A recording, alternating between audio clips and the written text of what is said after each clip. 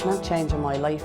If this project wasn't here, I probably wouldn't have changed my life, because I knew that the support that I got here, I probably wouldn't have got anywhere else. I didn't know about any other projects. I didn't know there was other projects out there. Because I lived in this area all my life, I knew the Spellman Centre was here, and I knew it was for people that had a problem with drink or drugs.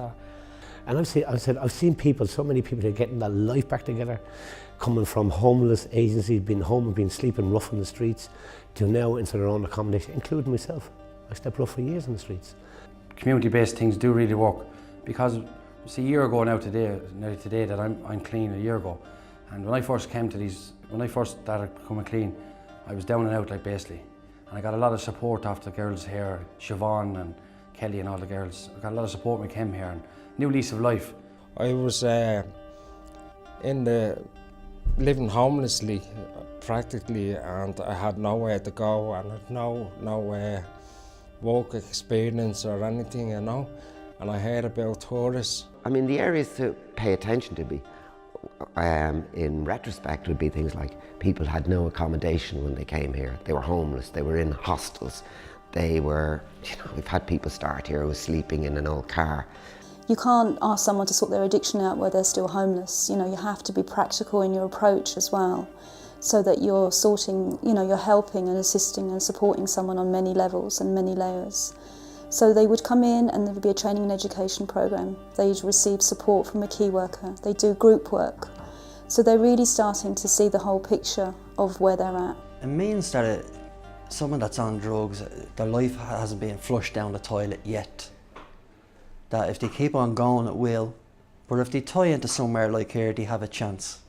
They see there is life beyond drugs, that you can get through a day without a drink, or without some heroin, or cocaine, or ecstasy.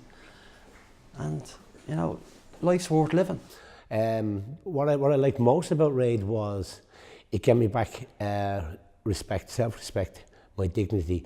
And being on a community employment scheme or drug project scheme, it helped me, it gave me a sense of purpose every day, to grow up, to do something every day. That I didn't have to sit at home and sit there lying around being depressed.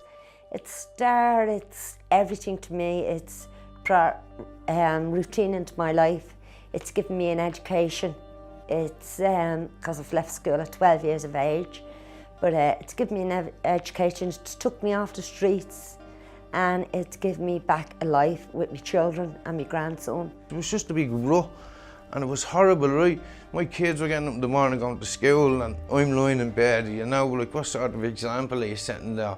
But when I got this job, my whole family could see a difference in me, honestly, like, it just changed my life. When service users come down to the building every day, they talk about themselves going to work, so the programme begins to give them back some self-esteem and self-worth. And what that does is that begins to make them be able to break out of the cycle of addiction. And that's one of the advantages of community-based project, is that we don't necessarily have tied into one particular model. We are able to work with the individual wherever they are at. It's literally changed my whole life around. I've benefited an awful lot from this programme. I'll be honest with you, I'd be lost without this programme.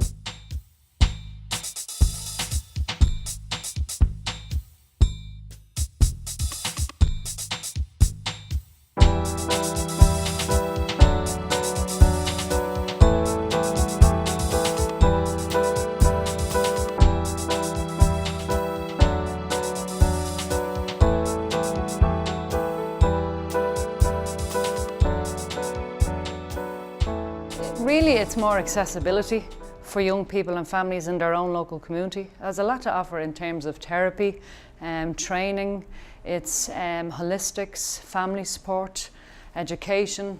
So there's a wide range of skills that's based in a local community, and they stay in the local community. This project will be very important to me because it's helped me change my life, but it's also very important to my family, because my mother and father access this project as well. My mother go to the family support, and my father comes in, he gets holistics. Everybody does a care plan, and I'm working on my care plan to try and get full-time employment. I probably won't use up all my CE time, which is 3 years. I'm hoping to be in full-time employment before that, but if I'm not, I'll still keep going. So I came in here and I got sent off to detox and further treatment, and then I came back here as a CE. I'd never done a CE before, so I didn't really know anything about it. I went into detox, got myself drug-free, went on to further treatment and a drug-free day programme. It was a type of group, community project that opened up loads of doors for me. I came down on the CE scheme with a view to accessing training and going to college and building up my skill set in order to work in the field of addiction. The educational side of it is great because, you know, you get back into the education, and for me, I found it brought back a lot of my self-confidence. I would have been quite isolated before I started here. I've just recently moved into my own accommodation, collected the keys last week, so I'm in the process of moving to D4, so I'll have to get the accent right. They have linked me in also, my key workers linked me into the job centre. So I'm going on to do level 5 in childcare in Colester College. Just get me VTech certs, and then after the second year I was going to step up my plan of motion for my career, like, you know. I sort of have an idea what I want to do, but my main goal is just to get my VTech awards. Within my CE time that was here, I went back to college.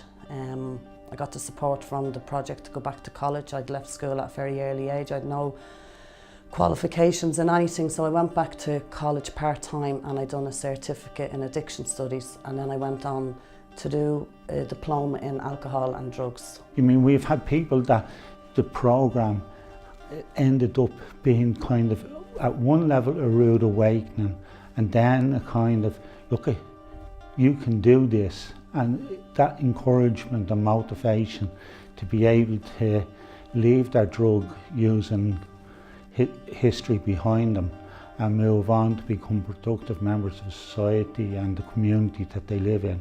We would always say to clients that we work with, the door is always open. We continuously say that, you know, particularly if someone is ready to leave, and because we don't know what's going to happen in the future, they don't know.